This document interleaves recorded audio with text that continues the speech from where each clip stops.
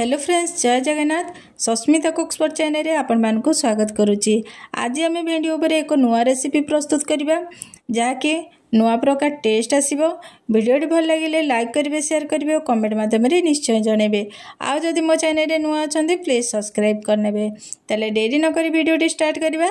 तो ए रेसिपी पई प्रथमे हमकु भेंडी दरकार। तो एटी मो 250 ग्राम भेंडी नै जाईची और भेंडी को भल से धोई के रखिथिली।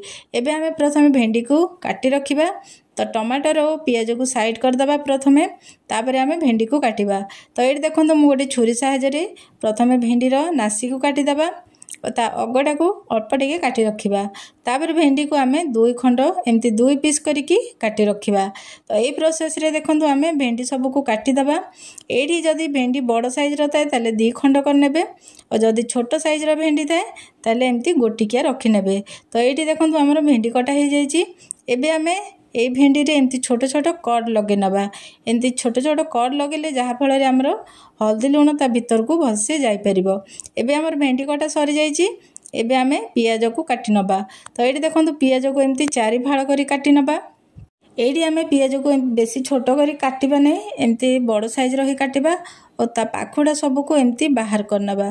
तो ये वीडियो रे आपण माने देखि पारथे मु केमती पाखुड़ा सब बाहर कर देइची। तो ये हमर पियाज कटा भी हो जाइए। एबे आमे नेक्स्ट प्रोसेस को जिबा। तो ये देखो मु गैस रे गोटे कड़े बसई रखिची। कड़े भी गरम हो जाइए। एबे आमे गोटे चामच तेल पके ताकू गरम करनबा। तो ये तेल भी गरम हो जाइए। एबे आमे काटिकी रखिदेबा भेंडी को भाजी नबा। तो ये देखो भेंडी सब को पके देइची। एबे आमे हाफ चामच हलदी और हाफ चामच लुण पके ताकू 2 ରୁ 3 मिनिट पे टिके नाली हवा पर्यंत भाजी नबा। तो ये देखो भेंडी आमर भाजी हो जाइए। एबे आमे गोटे प्लेट को काढ़िबा। तो ये देखो मु गोटे प्लेट को काढ़ी रखिची। एबे आमे सेई कड़े रे आउ अल्प टिके तेल पके आमे काटिकी रखितबा पियाज को भाजी नबा। तो ये देखो मु पियाज को पके देइची। एबे आमे पियाज को टिके नाली हवा पर्यंत भाजी नबा। एटी आमर पियाज भी भल से भाजी हो जाइए। एबे आमे जो प्लेट रे भेंडी को काढ़ी रखिते एबे से प्लेट रे ए पियाज सब को रखिदबा। तो ये देखो मु रखी देइची। एबे आमे से कड़े रे आउ गोटे बड़ चामच तेल नहीं जिबा। तो ये देखो मु तेल दे देइची। तेल भी गरम हो जाइए। एबे आमे गोटे चामच फुटण दे दबा। 5 फुटण पके आमे ताको टिके भाजी नबा। तापर आमे आ गोटे पियाज को छोट छोट कर काटिक रखिते ताकू एबे आमे टिके नाली हवा पर्यंत भाजी नबा। तो ये देखो पियाज टिके नाली हो आसिलानी, बढ़िया कलर देखा जाउची। एठी आमे गैस रो फ्लेम टाको लो रखिकी पियाज को भाजीबा। तो ये देखो पियाज टी भाजी जाइए। एबे आमे किछि अदा रसुण और कंचा लंका को पेस्ट करी रखिथिल ताको पके एमती लो फ्लेम रे ताको भाजीबा। ता भीतर आमे गोटे मसला रेडी करनबा। तो ये देखो मु गोटे जगह रे गोटे चामच जीरा पाउडर, गोटे चामच धनिया पाउडर, गोटे चामच लंका पाउडर, हाफ चामच हलदी और गोटे चामच बेसन नै अल्प टिके पानी पके ताको गोटे घोल तैयारी करनबा। तो ये देखो मु अल्प टिके पानी दे देइची। देखो केते बढ़िया कलर देखा जाउची। एबे आमे सेई पियाज मसला रे एई मसला सब को देई दबा। तो ये देखो मु सब जाक दे देइची। तापर अल्प टिके पानी दे देइची। एबे एई मसला को आमे 2 ରୁ 3 मिनिट पे भलसे कसी नबा। एडी हमर मसला भलसे टिके कसी हे गलानी। एबे आमे 2टी टमाटर को पेस्ट करी रखिथिल ताकू पके दबा और 2 ରୁ 3 मिनिट पे मसला को आमे भलसे कसी नबा।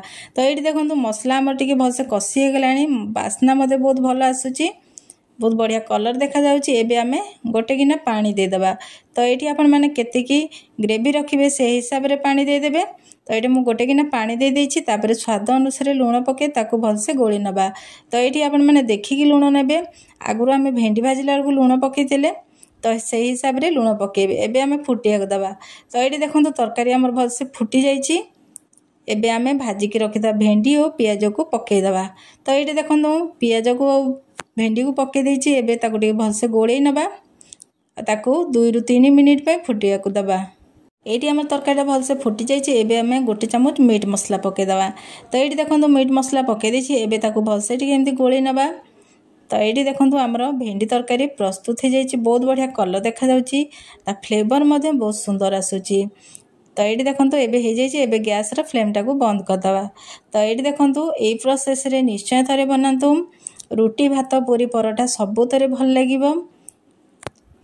आशा करुँच भिडियोटी निश्चय भल लगी मो चैनल जदि नुआ अच्छा प्लीज सब्सक्राइब करने और पाखे बेल आइकन को प्रेस करदे जहाँफल मुझे भी नुआ नुआ वीडियो पकेबी आपण मैंने प्रथमे देखिपारे। आ गोटे नुआ वीडियो सहित आपण पाखक आसबि से पर्यंत रहुछि। नमस्कार, जय जगन्नाथ।